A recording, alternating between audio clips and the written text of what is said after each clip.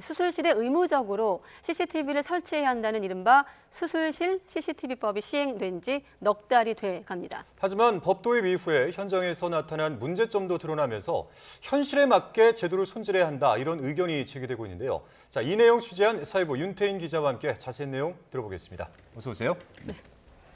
네, 수술실 CCTV 의무화법 지난해 도입이 됐는데 먼저 어떤 법인지 이 설명부터 한번 들어보죠.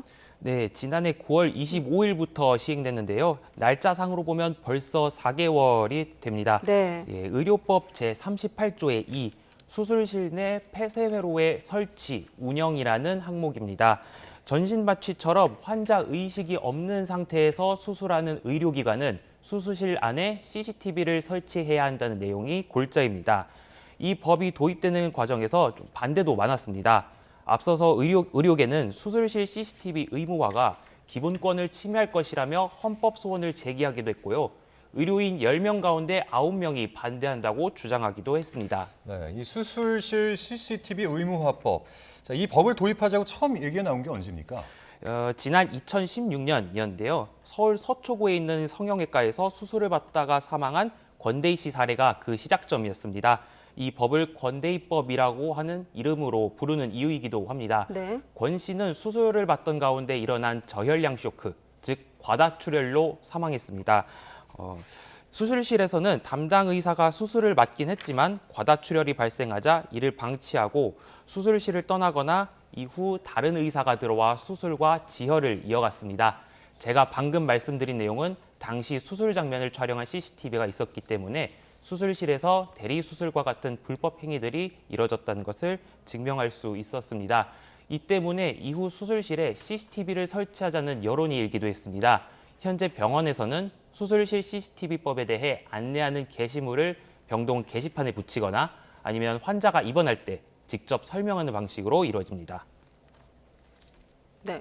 자, 의료계 반대도 거셌고 그럼에도 불구하고 정말 어렵게 도입이 된 것으로 기억하고 있거든요. 자, 그런데 환자들이 이 수술실 CCTV법을 이용하지 못하는 경우가 있다고요? 네, 그렇습니다. 아까 말씀드렸던 의료법을 좀 더 자세하게 살펴보도록 하겠습니다. 네.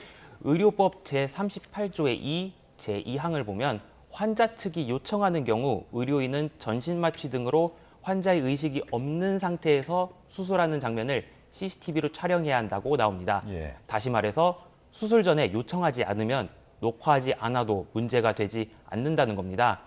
그렇다고 수술 장면 녹화를 미리 요청해야 한다는 점을 의료기관에서 직접 말로 안내를 할 의무도 없습니다.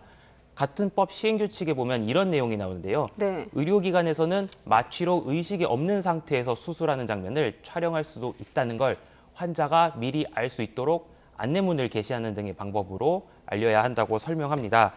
이렇게 법에서도 간접적으로 알리게끔 되어 있다 보니 환자들도 무심코 지나치는 경우가 있습니다. 실제로 지난해 척추 수술을 받던 도중 어머니를 떠나보냈지만 CCTV 녹화 요청을 하지 않아서 수술 당시 상황 파악에 좀 어려움을 겪는 현석용 씨를 저희 취재진이 만나서 이야기를 나눠봤는데요. 예. 직접 그 이야기 들어보시겠습니다.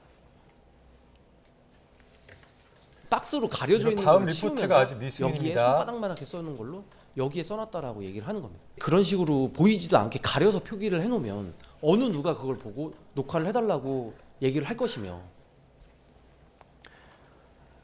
입원 절차 창구에 수술실 CCTV 안내문이 붙어 있었는데 내용도 CCTV가 설치됐다는 것뿐이고 또 크기도 작아서 바구니에 가려져 있었기 때문에 현석용 씨는 사전에 녹화를 요청해야 한다는 사실을 전혀 몰랐다고 합니다.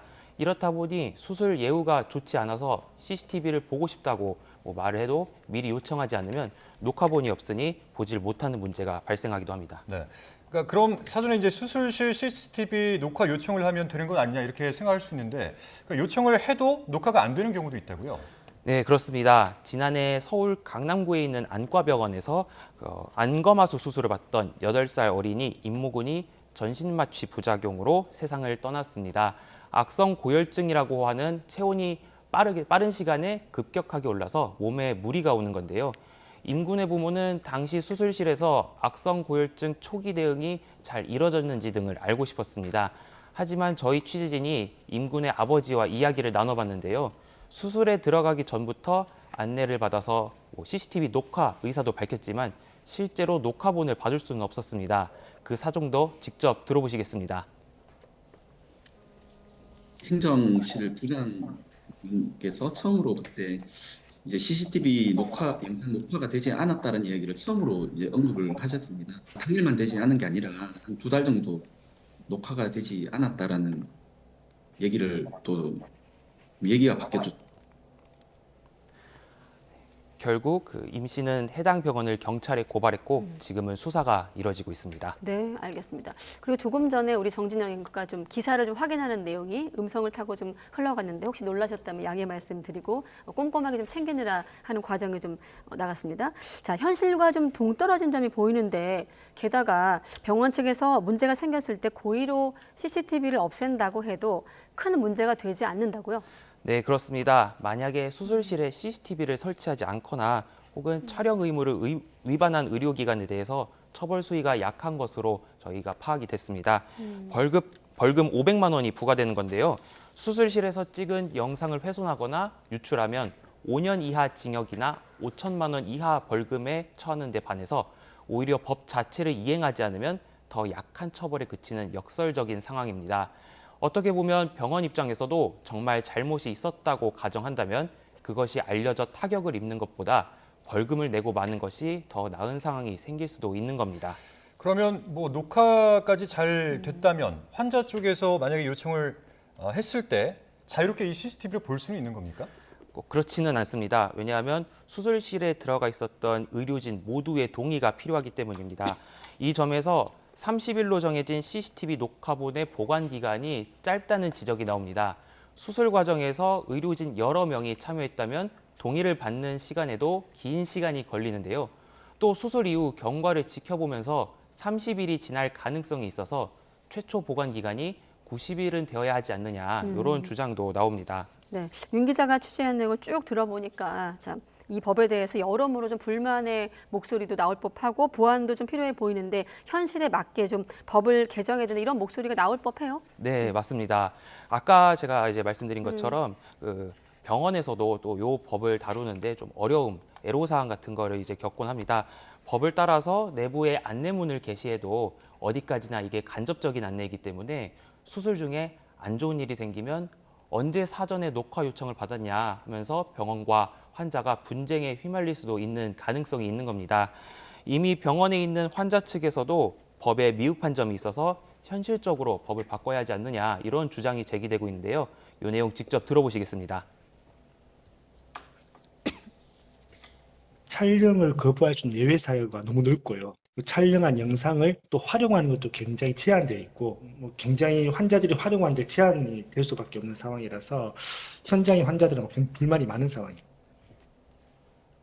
네, 이 법이 도입된 게 사실 수술실에서 발생할 수 있는 그런 사고들을 좀 막기 위해 도입된 것 아니겠습니까? 앞으로도 좀 개선이 필요하다면 그 과정까지 우리가 좀 주목할 필요가 있어 보입니다. 사회부 윤태인 기자였습니다. 수고했습니다.